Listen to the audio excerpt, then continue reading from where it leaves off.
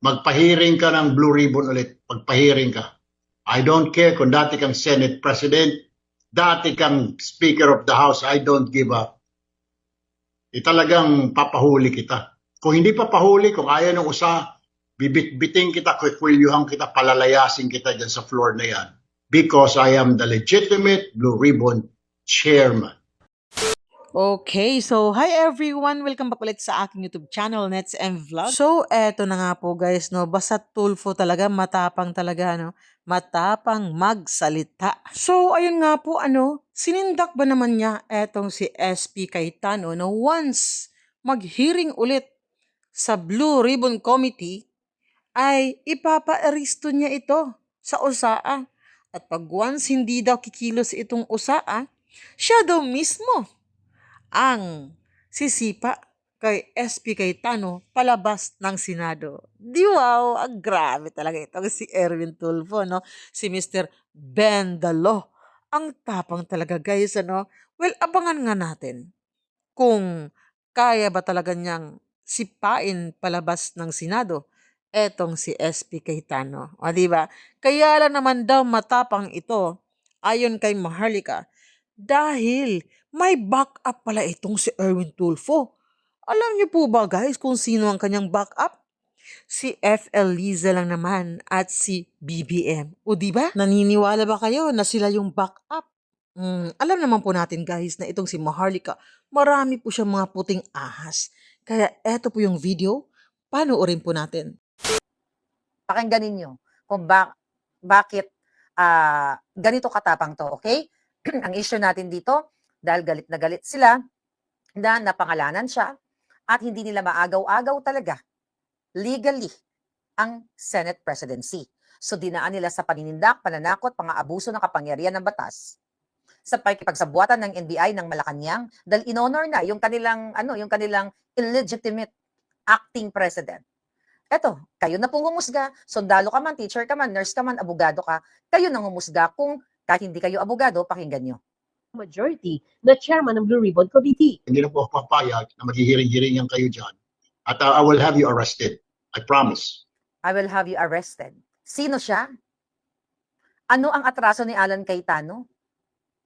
Nakita nyo? Bakit siya ganyan magsalita? Kasi back up na siya ng bangag na administrasyon. Sabi nga ni Amy Marcos, sinabi ng dalawang NBI noong 11 na arrest, bato at all cost kahit si Hodang, sino pang madali o sino pang mamatay. Kaya ganito katapang tong putang inang ito. Kasi back up yan ng mga manggugurgur ng tao sa Malacanang. Pakinggan nyo. Kahit na senador ka, kahit na sinasabi mong matanda ka na ilang taong ka na sa Senado, try me. Magpahiring ka ng Blue Ribbon ulit. Magpahiring ka. I don't care kung dati kang Senate President, dati kang Speaker of the House. Ang kapal na mukha, di ba? Ang mga kriminal na katulad niya. Try me. Ganito kahayop tong mga to. I hope magising po ang mga military, ang mga polis na matitino na binababoy na kayo ng isang putang inang fraudster na ito. Tignan nyo ha. House, I don't give up. Talagang papahuli kita. Kung hindi papahuli, kung ayaw ng usa, bibit-biting kita, kwikwelyuhan kita, palalayasin kita dyan sa floor na yan. Grabe, di ba? Kung ayaw ng usa, bibit-bitin, threat yan. Physical threat yan. Kikwelyuhan? Kapag pumalag yung kwelyuhan, magpapatayan kayo? Ganito, mga kababayan, kayawa ang fraudster na ito. So, ibinibigay natin sa kamay ng mga makapangyarihang Diyos, makapangyarihang army, marine, police, mga matitinong abogado, nasa kamay ninyo. Ganito kasiga, hindi para kriminal kasi talaga to. Kriminal. Kriminal yung hayop na yan. At hindi yan magmamalaking ganyan yung hayop na yan kung hindi siya back up ng Malacanang. Nili Satanas at ni Bangag. Yan ang tapang, di ba? Ang lakas mo nga mo naman, Kuwelo. Baka naman biglang isang paglabas mo dyan, bumulagta ka na, may gumurgur sa'yo. Ang tuwa lang namin. Putang ina ka, sino ka? Sino ka? Akala mo makapangyarihan? Baka paglabas mo sa Greenlands, may tumumbak ka, putang ina. O, di magtatawanan kaming hayop ka, kapal ng mukha mo, di ba? Because I am the legitimate Blue Ribbon Chairman. Sino nagsabi na ikaw ang legitimate na ulol ka? Tignan nyo. Sabi ko nga sa inyo kanina, ang puti, itim, ginagawa nilang puti. Ganito katarantado. Yes, kaya nga siya low bender eh. Kaya sila ganito katapang kasi paulit-ulit kong sinabi sa inyo, balikan natin Nung napadukot nila si Pangulong Duterte, akala natin katapusan nila. Pero nalusutan nila ang lahat ng mga illegal, pangdudukot, pagnanakaw, kidnapping, and everything. Kaya sila ganyan katapang ngayon, nagsasabuatan sila, pang-aabuso sa kapangyarihan. So sabi ko nga, nasa mga abogado, nasa mga pulis, retired generals, military, all of you, kung papayagan nyo na ganito kabarumbado ang senador, na unang-una hindi dapat maging senador dahil yan ay binawian ng citizenship ng Amerika at nagpanggap na Amerikano yung putang inang yan. Tapusin natin kung ano pa sinabi ng hayop. Magsasampa rin si Tulfo ng kasong libel sa mga nagpakilalang dating sundalo na humarap sa hearing kahapon Yan lang naman ang kaya nilang gawin. Magipit, manakot. dahil di niya totoo Kaya natin. ang libel ni Senator dinalhan umano siya Ito. sa kanila ng libel ni Senador Tito Soto dahil kasinungalingan din anya ang akusasyong dinalhan umano siya ng pera. Teka, Magkiba. buuin natin to ha, para may ano. Kahit na sinasabi mo, yan kayo dyan. The chairman ng PTT. Hindi na po ako papayag na maghihiring-hiringan kayo dyan. At I will have you arrested. I promise. Kahit na senador ka, kahit na sinasabi mong matanda ka na, ilang taong ka na sa Senado, try me. Magpahiring ka ng Blue Ribbon ulit. Magpahiring ka. I don't care kung dati kang Senate President, dati kang Speaker of the House, I don't give up.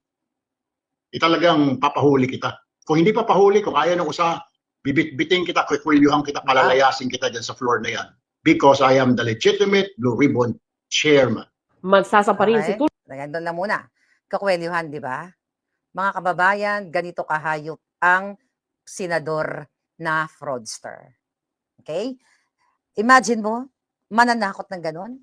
Sinyales yan na dapat magsalita na kayo. Sinyales na nasa mga kamay ninyo kung paano paalisin itong mga katulad nila. Itong mga ganitong klaseng taong fraudster, kriminal, yung jutang genemis na ito, mga kababayan, dapat ay wala yan dyan sa Senado. Dahil gigil na gigil sila eh. Feeling nila, fraudster, human trafficker, lahat. Feeling nila, dahil nga, inutusan nila si Satanas. At di bangag, sige, manggipit kayo, kwelyuhan nyo sila, atin ng NBI, atin yung PNP, hawak natin yan, may mali-mali, tayo, takpan na lang natin yung mga bunganga ng mga generals, ang mga police, I'm talking to you, mga police officers, actually, naaawa ako sa inyo dyan kahapon na sa Senado, alam ko, sunod-sunuran lang kayo, mamili kayo, bayan o bangag? Di ba? Bayan o mga bangag na namumuno sa inyo? Kata nyo, tama ba yan na manghihila siya, mangkukwelo siya? Again, magpapatayan sila sa loob.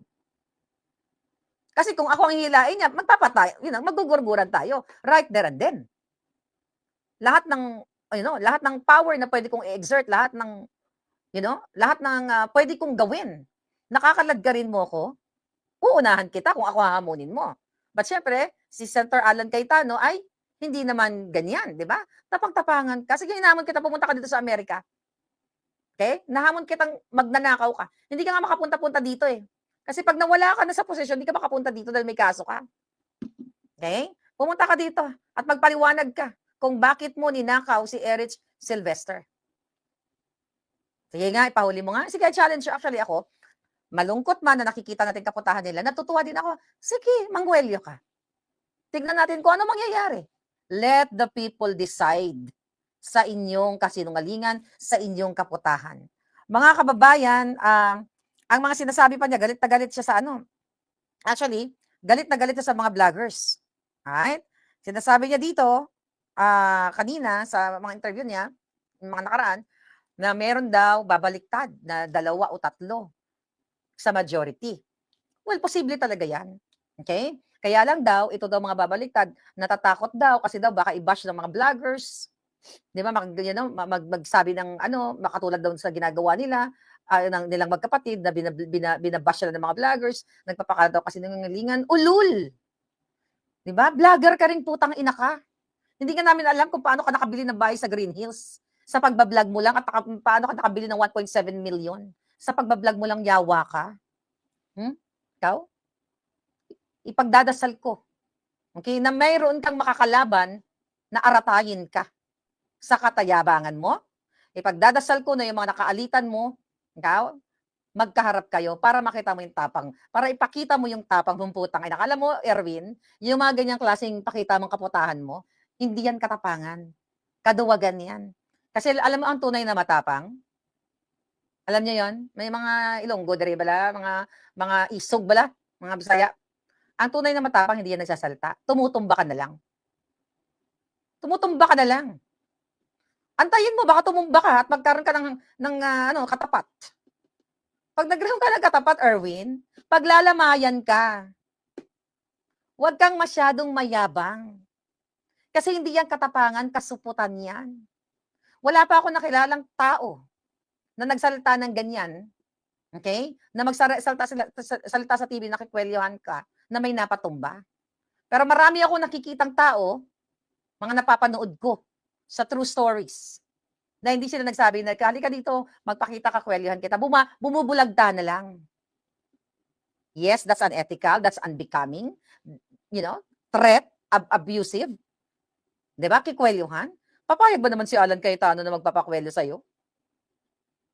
Baka nga bilang na ang oras mo eh. Baka nga sa sobrang galit sa'yo ng taong bayan, pag nakita ka, tumba ka eh. Angas nitong putang inan to, magnanakaw ng identity ng putang ina kayong magkapatid. Isama mo pa yung kapatid mong Judas. Diba? Anong expect mo, Janry? Yes, Josmith Pilina, you're there. Dami natin mga kaibigan ngayon nandyan, mga palangga. Baka pag nakita ka ng mga tao sa Green Hills, gagawin kang dinuguan. Wala na akong maibabash pag pinatumba ka nila sa sobrang yabang mong, putang ina ka. Pati yung kapatid mo, parang isa lang, may matino yata isa nilang kapatid. Okay? 3 kayo, yung matandang tulpo na nagpapakalat ng kasinungalingan ngayon na may lulusog daw sa Malacanang. Gagawa-gawa nyo lang yan. Di ba? Isama mo pang mayabang mong kapatid na ang hilig nyong makipagtsuktsakan. Okay? Sa mga kababaihan. Na baka iba minor de edad pa. Human trafficker ka nga, tangina ka, di ba? Sabi ng Marines. Yung kapatid mo, kaka-viral ko lang, 5 million, more than 5 million, na pinaliligiran ng kababaihan, mga putang inang ito. Napakababang uri nyo, may pera lang kayo, pero demonyo kayong, hayop kayo. Huwag kayong magpapakasiguro dyan sa mga bodyguard nyo, dahil pag nagalit sa inyo, ang tunay na matapang, baka tumba kayong dalawa. Baka kayo ang itumba. Manghihinayang ako kasi wala na akong may babash. Diba? Yan ang mahirap. Wala tayong may babash na kawatan. Right, mga palangga? Gusto nyo bang matumba tong mga to? Baka masampulan kayo ng tunay na matapang dyan. Ang daldal ng putang inang itong putang kaputa-putang kabiga-bigaan. Uy, Erich the fraudster. Magnanakaw ka, kriminal kang hayop ka. Dapat kayong nag-appoint sa'yo na si Bangag. Jitayin kayong hayop kayo. Kwelyohan mo si Alan? Sige nga, gawin mo nga. Putangin niyo. Sige nga, I can't wait for that. I can't wait for that, palangga. Maganda yung ganito nangyayari. Lumalabas yung kahayupan nila. Lumalabas kahit anong daming bodyguard. Mga kabalangga. Maganda ito. Maganda itong nangyayari. Ilabas niyo pa ang pang-aabuso ninyo. Galitin niyo pa ang taong bayan. Kayo ang illegal. Sabi nga ni Alan Cayetano, kumuha kayo ng 13, tapos ang usapan, kasi yun naman ang gusto nyo, pagtakpan ninyo. Pero wag kayong pakasisiguro. Lalo na sa paghamon ng gusto mo ng gumurgur ng tao. Kasi pag sinabi mo kwela, hindi naman yan away bata eh. Hindi yan away bata na gaganunin kita, hawa ko yung tenga mo, magbabati na tayo. Pag malaki ka na, ay sa akin hindi yan uubra. Subukan mo akong hamon-hamunin. Siguraduhin mo lang pag hinamon mo ako, harap ka sa akin. Hindi ako nagyayabang, babae ako eh. Hindi naman ako matapang eh. Nasa tama lang ako. Pero ako, hamon-hamunin mong ganyan. Tapos magkasalubong tayo, it's you or ako. Materang matibay. Napakayabang putang inang ito. Akala mo napakatapang, iduwag supot ka naman. Ang kaya mo lang naman yung mga babaeng tsutsuksakin mong hayop ka eh. Diba? Yun lang naman ang gusto mong gago ka. Ang laman ng kababaihan at ang maleta ng bayan. Matapang ka at may pera kang pangit ka. Uy, hayop ka. Ipipray ko na ang mga makakalaban mo tumbahin ka. Kasi napakatapang mong putang ina mo. Doon ka magtapang-tapangan sa lalaki sa lalaki, o bayot ka. Tapos ng putang ina to, porque nakakapit ka sa bilat ni Lisa? Porque nakakapit ka sa buto na supot ni Bangag? My God, demonyo ka. Marines, Police, AFP, gusto niyo ba yung ganitong namumuno sa inyong Senado? You have to speak up. Ang kapal ng mukha ng putang ina. Ready na silang pumatay ng tao, mga kababayan. Kakwelyahan, ikaw police, gusto mo kwelyahan ka niya? Marami ng mga binastos to ng mga police. Si General Cascolan in the past, namatay na nga lang yun. Binastos-bastos nila, pero nilagay sila sa tamang kalagyan nila. May process po ang lahat. Kahit anong tapang mo, kahit anong galit mo, kahit hindi mo gusto yung tao, katulad ayaw nila kay Alan Cayetano dahil natalo sila, hindi mo pwedeng hamunin publicly. Kung gusto mo siyang patayin, si Alan Cayetano, huwag ka na magsalita, pagplanuhan mo na. Kasi magaling kayo dyan, di ba? Pero alam ko, duwag ka eh. Hanggang ganyan ka lang hayop kang putang ina mo ka. Now, mga kababayan, ito pang isang jutang ginimis. Okay, nag-interview pero maiksi lang paparinig natin si Tuta Soto na of course i-deny niya, mga kababayan, na hindi daw siya nakatanggap ng 8 maleta. I think kinumpute ko around 350 million pesos. Okay? Hindi mahalaga kung 350, 300, 400. Okay? Ang pag-usapan natin ngayon, yung mga lumalabas sa bunganga nila. Ito, interview niya dito sa ANC. Pakinggan nyo lang, pagandang natin, saglit lang to. Kasi sinabi niya dito na, what if kung, kunyari, tumanggap ako, kayo po yung maghimay-himay. Kasi tayo naman dito nagre-react, tinitignan natin yung legalidad ng mga sinasabi nila, kung yun ba ay may basihan, may impact ba ng katotohanan ito, pakinggan no. 2-3 months of 2024. Okay. So, and why? Why? Kasi, Why would I be given? kasi according sa sa ating Marine, binigyan siya sometime in 2024. So, ang dinidepensa niya sa sarili niya, hindi pa daw siya senador noon. 'Di ba? So, ito pakinggan natin. Why would I be given flood control? I think it's flood control money they're talking about. Why will I be given flood control money for campaign when I'm not in office? Number one. Second, yung sinasabi 40 to 70 million daw, 5 maleta. I have yet to see a suitcase where 40 million will fit. All right. So let's go down. Let's go down. Deny, Did you ever receive any money from former House Speaker Martin Romualdez? No. No? Never. Did you Never? ever receive money from the palace, Senator Soto? Never. Never? Never. Do All the money I spent for the 2025 elections are in my statements of contributions and expenditures. It's all there, including my personal money that I spent. okay. Let's go back. I think I think we should just throw it in the wastebasket. Ano mo? Kasi anong pagpalagay natin may dinala sila sa akin, ano? But I'm saying it's Anong nabubulol, di ba? Hindi alam na sabihin. Ipagpalagay na natin kung may dinala sa atin. Nauutal, Cosme. Alam niyo, mga palangga, kung hindi ka talaga nakatanggap ng pera, hindi mo sasabihin, ipagpalagay na natin na nakatanggap ako. Di ba? Pakinggan pa. But if indeed they sent money to me, Bakit? so what did I violate? Tama ba yun? I was a private citizen. I'm Oh not a my God, senator. I'm it's not so a congressman. bobo. Unlike somebody who's claiming all these things, but he's the one who accepted during Ipagpalagay na natin, sabi niya, kung nakatanggap ako ng pera ng mali-maleta, I am a private citizen, o ano ang kaso daw niya? Mamaya sasagutin ko kung ano yung kaso. Pakinggan lang muna natin. the time that he was a legislator. But maybe it was an advance payment for Yun something. mali. Opo, pero let's disabuse the minds of those who might believe, no? So even if you're saying that, Pinapatanggal pa. okay, for the sake of argument, it's true, what law did you violate? But it could also be seen as, an advance payment for something that you could do that would be beneficial to them. Talaga Though- pinapaganda pa yung salta, an advance payment. Fuck this na puta kina. It's not an advance payment, Carmina, boba. Bribery. Money laundering, hayop ka. Pare-pareho kayo kasi hodang private citizen siya, nag-conspire siya, kung yan ay pera ng bayan na mali-maleta, hindi advance payment. Kaya putang ina kayo mga reporter kayo eh. Akala ko ba matalino ka? Narinig nyo? Let's not abuse the minds of the audience, of the listeners. May mga ganun pa, no? Na hypothetically, nagtumanggap ka ng pera, it's like an advance payment. Nakita nyo yung sa buwatan nila, yung batuhan nila ng hindi tayo tanga. Pakinggan natin. long run once you win. Then the people who will say that do not know me. Okay. Ayun na yun. My point here, narinig nyo ang sinabi ng isang, yun na siguro kung Duterte ang in-interview nun, mga kababayan, hindi na lang natin alam kung anong sasabihin nila. Pero, dito nyo makikita, sabi ng interviewer, ay sabi ni Tuta Soto, ano naman, sa salita natin, ano naman, kunwari, during that time, hindi pa siya nakabalik sa Senado 2024 kasi nito lang 2025 election siya nakabalik, di ba? Kung nakatanggap daw siya ng pera, ano naman, private citizen naman ako. Anong violate ko? Di ba pang bobo? Tapos sabay isi-save nitong reporter ng ABS-CBN, let's say, sabihin na natin advance payment. My God, mga kababayan. Okay? Kung Yan ay, sabi nga, kung yan ay pera ng bayan na alam mo galing sa pagnanakaw kasi hodang private citizen ka o politiko ka, alam mong kinurap, ninakaw yung mali-maleta, bribery, money laundering, ano pa ba, conspiracy, and of course, politiko ka no matter what, graft and corruption. Hindi mo pwedeng advance payment of what? Advance payment sa pandaraya o pambili ng boto? Di ba? Nakita nyo, mga palangga? So, ang punto de vista natin dito, di ba, nahuhuli talaga itong mga hayop na to sa kanilang mga bunganga. Ang isda, sabi nga, nahuhuli sa kanilang bunganga. Kasi kung ako, pagbibintangan ako, ikaw, tumaggap ka ng maleta, ang sasagot ko dyan, excuse me, never, ever, yes, I said that, then Freudian slip.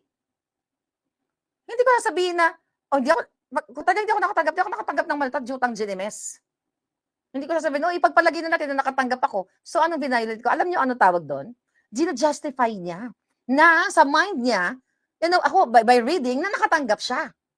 Pero, mga kababayan, ang gina-justify niya ay what? Hindi naman siya politiko during the time. Yan. Okay? So, now you know. Okay? Nagganito ang mga, nawala. Okay? Nagganito ang mga, nawala na. Okay. Ganito ang kanilang kawalang hiyaan. Okay? Ganito ang kanilang mga reasoning kasi nga, mga kababayan, obvious na talagang lumalabag na sila sa batas. Recently, okay, ito yun natin. Grabe ang pananakot. Ganyan na nga, teka wait, hanapin ko lang si Attorney Baligod, may sinabi siya. Ngayon, kayo na ngayon ang tumimbang. Kaya nga, gisingin natin ang diwa ng mga matatapang. Kayo na ang tumimbang. Kung wala siyang natanggap, hindi siya magbibigay ng example na, kung kunyari may natanggap ako, ano naman, private citizen ako. Meaning talaga, mga palangga, hindi gumagana ang utak nila. Right? Hindi gumagana kasi hindi mo sasabihin yan. Kahit hypothetical pa. Paninindigan mo na wala kang natanggap na pera. Alam nyo, ito na nga ang malungkot na pinagdadaanan natin, which is kailangan na talaga magising ang mga matapang at ipagtanggol nyo ang bayan. Dahil ngayon, gumagawa sila ng kwento. Na kasi may lulusob daw sa Malacanang, chuchuchuchu. Gumagawa sila ng kaguluhan to justify, maybe they will declare martial law or whatever. Pagbibintang sa atin, mga Duterte supporters, na tayo isusugod sa ganito, sa ganyan. Gawain yan ng mga Marcos Bangag. Okay. May pinost alright, itong si Baligod. Okay, itong post ng dating kaalyado ito. Ba't ganyan? Okay. Ni Trillanes. So kasi sabi nung isa sa mga Marine, sabi niya, marami pong naliligaw sa amin. Nililigawan po kami na hindi kami magsalita para manahimik na lang po. Ang nangliligaw o nakiusap sa kanila si General Torre. So nagpost itong Gary Alejano na isa ring ulol, sabi niya to, may consequence gid ang imo nga ginhimo. Only time can tell, wish nga okay lang ang pamilya mo. Another threat yan. Sabi niya may consequence lang. Ito yung Gary Alejano. So sinabi niya, pinost siya to publicly, pinost ni Attorney Levido, na, did I say right? Baligod pala, Levito Baligod, sorry. Ang sabi ni Gary Alejano, sabi niya sa Tagalog pa, sa Tagalog pa, Toto, may consequence yang ginawa mo. Okay? Only time can tell, wish lang na okay ang family mo. Ano yan, threat? Another threat na naman? Bakit wish lang na okay ang family? Gugurgurin lang pamilya ng Brave 18? For sure to sasabay na to mga to pag inano nila. Ayumi, na talagang pag tinira nila. Sabi ni Attorney Baligod, isang post ng classmate ni Trillanes at kasama sa Magdalo, si Gary Alejano ay isang dating miyembro rin ng PMC sa what is PMC? Philippine Military whatever. Nakapagtapos ng Marines Reconnaissance Course sa isa lamang ito sa mga subtle threats, tama, na pinagdadaanan ng 18. Okay? Nananakot talaga sila mga kababayan. Puro pananakot ang ginagawa nila. Kaya sabi ko nga sa inyo, time will tell, gamitin ko yung sinabi niya salita, kung anong gagawin ng ating mga kapulisan, mga kasundulan, mga Marines. For sure, forget about the general na mga bayad, pero mas marami kayo. Okay? Mas marami kayo dahil lang sa naisawalat, mga kababayan, right? Naisiwalat natin lahat. Okay? Ang kanilang pagnanakaw according sa Brave 18, nakita natin, mga palangga, ang kanilang mga kasinungalingan, kaya by hook or by crook ay ibibend nila ang batas. Okay? ibibend nila ang batas, mga kababayan, itong mga inayupak na to. Kaya may pinalabas sila, okay? Itong si Ramon Tulfo at si Clarissa Taratara. Okay? May mga sinasabi sila dito kanina. Nabasa ko kanina yung June 16. Sinabi niya, my Tweety Bird who attended the meeting in Camp Crami says the agenda was the plan to storm Malacanang. Pro-Sara groups on June 12 to coincide with the Independence Day. Gawa-gawa nila to.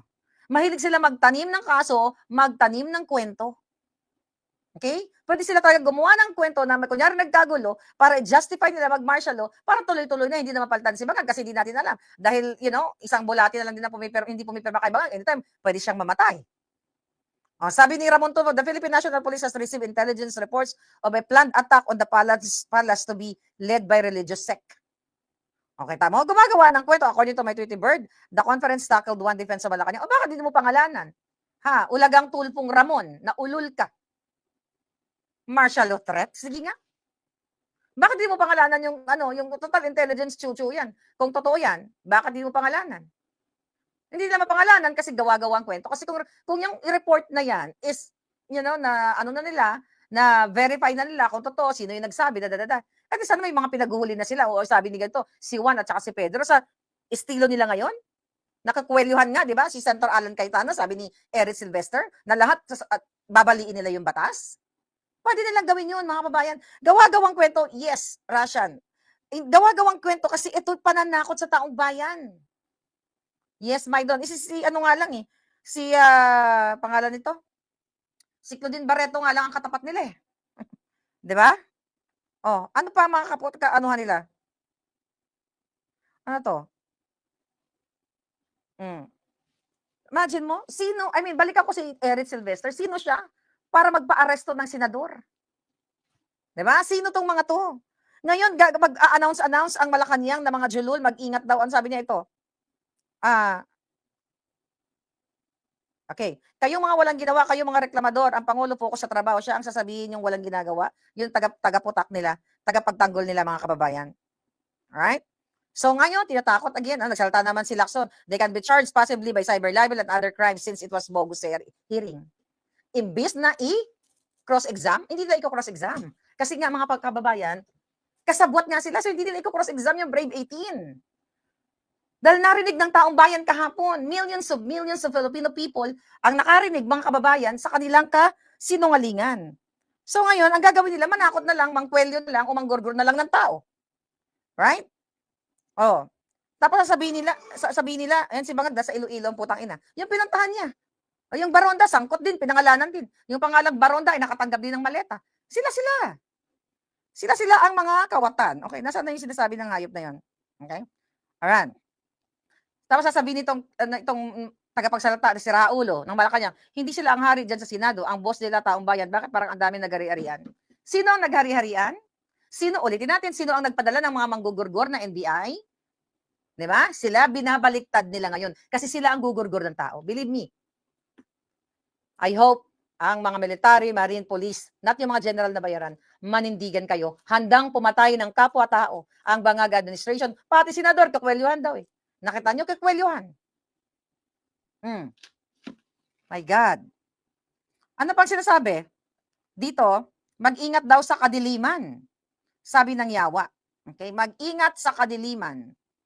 Alright, ito may sinabi siya. Ano sinabi niya kadiliman? Mag-ingat sa kampo ng kadiliman. Kayo ang kampo ng kadiliman, yung bilat ni Satanas nakawatan na adik, smuggler, hoarder, kidnapper. Ang amo mo, Castro, ang kadiliman, yung putang inang Satanas na yan. At si Bangag, yan ang kadiliman na nagpapadilim sa kabuhayan at nagpapahirap sa taong bayan. Pinapadilim nyo ang future ng kabataan. Sabi ni Rasha na wala na ako ng ganang umuwi. This is not the time para umuwi sa Pilipinas. Baka pwede ka pa matamnan ng bala, ma-extort pagpasok mo pa lang sa airport. Dahil yan ang nangyayari ngayon. Dalawa kong kakilalang kaibigan, di ba? Actually, friend of my friend. Pinakialaman ang kanilang e-banking para malaman kung magkano ang pera nila sa bangko bago sila lumabas sa Pilipinas para makapag-extort sila ng pera. Yan ang nangyayari ngayon, mga kababayan. Then, okay, anong sinasabi niya? Nag-warning sila na kesyo mag-ingat daw sa kampo ng kadiliman dahil sa mangyayaring destabilization sa June 12. Kayo ang nagde-destabilize, mga kababayan, ang Bangag administration ang nagde-destabilize ng gobyerno ng ating bansa. Paano nila dinidestabilize? Katulad niyan, natalo sila sa leadership, gumawa sila ng gulo, gusto nilang manggurgur, mangharang, nakita niyo naman si John Vic, ulitin natin. Taas ang presyo ng bilihin, hindi naman tumasa ang inyong mga sweldo. Kaletsihan, okay? Krimen here, krimen there. Samantalang si Bangag, what? Pa-travel-travel, pa-iyot-iyot, pabuli-buli, pasingot-singot, pa-transfer ng maleta. Nasa inyong mga kamay, sana ang mga Pilipino. Sometimes I get tired, sabi ko nga sa inyo, pero hindi ko kayo susukuan hanggat hindi kayo naninindigan. You know, I'm praying so hard na darating ang panahon na mawala na rin itong mga bangag na ito at nang matapos na ang kaputahan nila. Okay? So nakikita naman natin Nakikita natin, mga kababayan, ang kanilang kasinungalingan, ang kanilang panggigipit sa atin, sa inyo dyan. Okay? So yan ang ito. Hanapin ko lang itong sinabi niya, hindi ko makita. Okay, I think nandito. Kasi bottom line dito, mga kababayan, right? Bottom line dito, nahuli na sila dahil sa testimonya nga nitong ating, ano ba sinasabi nito? Ayan. Kasi ang testimonya ng ating, okay, ng ating mga kababayan. Alright? May sinasabi ito share ko lang to. Okay, may retired general na nagsasalita, alright? Si Attorney Virgilio Garcia, yung legality, okay, nang sinasabi nito ni Sylvester. Galing ko sa SMNI, pakinggan lang natin, kasi abogado ito. Okay? Pakinggan natin. Yung Blue Ribbon Committee ni Erwin is questionable because yung leadership ni Erwin, isa siya sa dapat imbestigahan tapos siya ang magiging head ng Blue Ribbon Committee. Niloloko na nila ng harap-harapan yung taong bayan pagkaganyan. Pinangalanan nga siya, hindi lang 2 maleta, kundi 8 in total yung sinabi ng Marines na dineliver sa bahay niya. Paano po yan?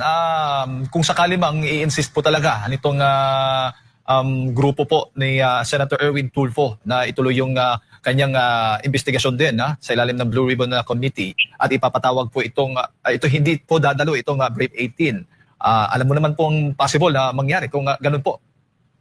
Wala silang power to arrest They are not legitimate. Yung OSA o yung mga law enforcement, alam mo, dito tayo magkakaroon ng medyo in a difficult bind yung ating mga law enforcement kung sino yung susundin nila because the legal organization really is the one existing now.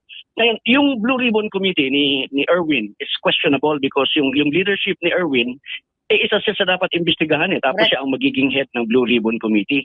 Niloloko na nila ng harap-harapan yung taong bayan pagkaganyan. Pinangalanan nga siya, hindi lang 2 maleta, kundi 8 in total yung sinabi ng Marines na dineliver sa bahay niya. Maliban sa mga paper bag na tinatanggap niya now and then. Ano yan tuwing matatapos yung hearing, I think they mentioned it already. Tuwing matatapos ang hearing ng Quadcom, pumupunta sila sa isang opisina, paglabas nila, dala-dala nila yung puno ng yung paper bag na puno ng pera. That's 7 to 10 million yata yung sinabi, if I remember it right.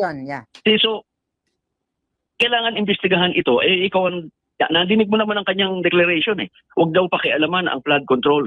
Di anong klaseng Blue Ribbon Committee yung meron ka? Hindi mo papakialaman. That's the main issue today. Yeah. Diba? So, I don't think anyone should give legitimacy to this because it's not legitimate in the first place. Yeah, exactly. Okay. Yun na yun, mga kababayan. Stop sharing na natin. So, nakita ninyo? Sobra talagang lalapastangin ng batas. By the way, ito pa, mga sinasabi ng hayop niya. Yun na nga.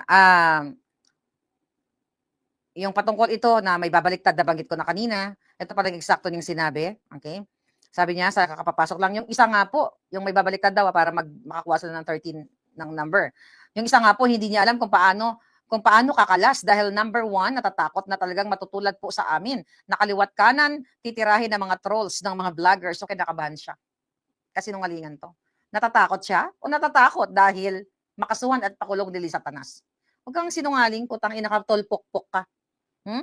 Vlogger, so affected sila sa atin. Kaya pagpatuloy ko to, kaya habang may nananalaytay na dugo sa katawan ko, sa alindog ko, hindi tayo titigil, lahat kayo kasama. Huwag natin tigilan tong mga to hanggat hindi pumantay ang mga panila. Dahil, sabi nga natin, let the things unfold. Habang gumagawa sila ng katarantaduhan, ng kasinungalingan, panggigipit, pananakit, pananakot, lalong naiipon yan sa mga polis, sundalo, sa mga marin, sa taong bayan o sa kung sino pa man. Naiipon yan doon eh. Pag sumabog yan sabay-sabay, then Diyos na ang bahala kung ano ang mangyayari. May pressure na po sa pamilya niya. Ito daw yung sinasabing babaliktad. Na sa mga anak niya na lumipat, nasabi daw ng anak ko, lumipat na kayo kasi nakakaya sa mga classmate namin, mga workmates namin, pati sa church po, tinatanong po siya, nakukonsensya na daw. Ito daw yung babaliktad. Tignan natin. Ako naniniwala ako na kailangan mangyari itong pinagdadaanan natin para makalaya ang sambayanan. Sa martial law, undeclared martial law, sa panggigipit, wala naman iba tayong gagamitin na term eh. Panggigipit, pang-aabuso, pagnanakaw, pagde-deliver ng maleta, pangingidnap, kahirapan ninyo. Ano po ba ang words na pwede niyong gamitin para ma-express natin yung galit na nararamdaman natin sa hayop na mga law benders, sa hayop na mga fraudsters, kidnappers, at snatchers, stealers, at ano pa, mga kawatan. Today, binalita din itong pinsan, itong si Babes Romualdez, Ambassador of the Philippines to the US, na kinancel na daw ng US ang diplomatic passport o visa o tourist visa ni Romualdez. So ang question natin, nilakad ba ni Satanas? Nilakad sa US government through, of course, may relation yan, US and the Philippines, para ipakancel ang passport ni Romualdez? O ito'y drama lang? Nag-aaway ba talaga sila behind the scene? O gawa-gawa lang para kunwari na matuwa tayo, ay buti nga sa'yo. Pero until now, di ba, hindi pa nga yan pinakakulong ni Bangag. Si Jinggoy ay nakulong na eh. If you talk about the numbers, the amount, mas malaki ang ninakaw nito na unang inilabas ni Zaldico. Pero malaya pa rin siya, di ba? So hindi natin alam kung ito ay optics lang, gawa-gawa lang, o talagang, may eksena sila. Who knows? Baka nagpalit, meron siya ibang passport na pangalan. Dahil magaling gumawa si Satanas dyan. Diba? Iba na pangalan niya. Imbis of Martin Romualdez, Martin whatever, kung anong niya, para lang siya magkaroon ng documents. Everything is possible sa Bangag administration. What is everything is possible? Pwede silang gumawa ng duplicated passport, which is original talaga na pinagawa sa DFA pero fake. Okay? Pwede silang pumatay ng tao, magnakaw. Everything is possible, mga kababayan. Kaya ngayon, ang ginagawa nila ngayon, manakot. Okay, Mang Bintang. Ito lahat to. Ito yung hayop na to. Ito, nag-screenshot ko. Yan putang inang yan. Nakita yung dalawang yan. No? Demonyo yan sa Iloilo yan kanina. Oh. Yan si Griselda.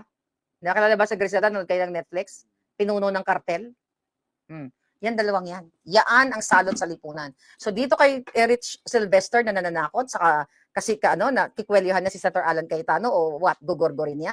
Senator Alan Cayetano, we're waiting for you. I hope you can speak up. Magsalita ka din sa iyong live. Aabangan namin. Gusto naming malaman kung okay ka lang at kung ano yung mga precaution na dapat na gagawin mo at na makasamaan mo. Pinipray ka namin.